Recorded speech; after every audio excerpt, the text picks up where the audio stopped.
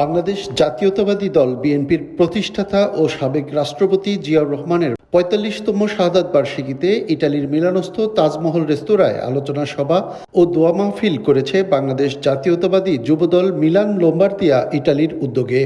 অনুষ্ঠান শুরু হয় পবিত্র কোরআন থেকে তেলাওয়াতের মাধ্যমে। মহান মুক্তিযুদ্ধে প্রেসিডেন্ট জিয়াউর রহমানের অবদানের কথা স্মরণ করে অনুষ্ঠানে সভাপতির বক্তব্য রাখেন ইতালির মিলান লোম্বার্দিয়া যুবদলের আহ্বায়ক সাইফুল ইসলাম মামুন। আমরা আজকের এই দিনে আমার প্রাণপ্রিয় নেতা শহীদ রাষ্ট্রপতি জিয়াউর রহমানের আত্মার মাগফিরাত কামনা করব। আমাদের প্রাণপ্রিয় নেত্রী অবশ্যই বেগম খালেদা জিয়ার রুহের মাগফিরাত কামনা করব। আমাদের তার সুযোগ্য ছোট ছেলে আরাফাত রহমান করব, রুহের মাগফিরাত কামনা করব। এবং আমাদের প্রাণপ্রিয় নেতা নগদ নিয়ে এলো হার না মানা হার অফার। সর্বনিম্ন ১০,০০০ টাকা রেমিটেন্স নগদে পাঠালে থাকছে স্বর্ণের হার জেতার সুযোগ।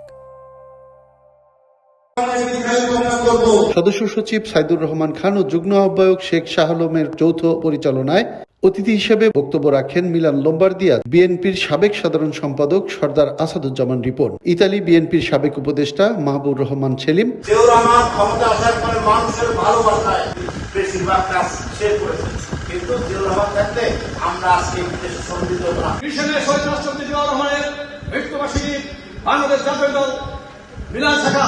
এছাড়াও বিশেষ অতিথি হিসেবে বক্তব্য রাখেন মিলান বিএনপির সাবেক সহসভাপতি হাজী ওসমান গনি, বিএনপি নেতা হাজী শাহ আলম, মিয়া মিলন, কাজী সজীব, আসাদ খান, এ কে রুহুল খান, সোহেল কবিরাজ, সোহরাব দর্জি, কাজী রুবেল, মাসুদ মৃধা, সুলেমান মাতুব্বার, রাজু খান, শফিকুল ইসলাম বেল্লাল, মোহাম্মদ শাহাবুদ্দিন, রেজাউল ব্যাপারী, মাসুম আবেদিন নয়ন, রেজাউল করিম পাবেল, রোমান হাওলাদার, আক্কাস হাওলাদার, নিলয় বাপ্পি, খোকন মোল্লা ও রুহুল আমিন প্রমুখ।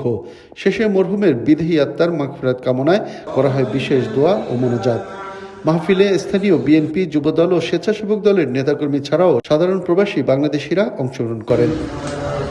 রিয়াজুল ইসলাম কাউসার, চ্যানেল 24, মিলান, ইতালি।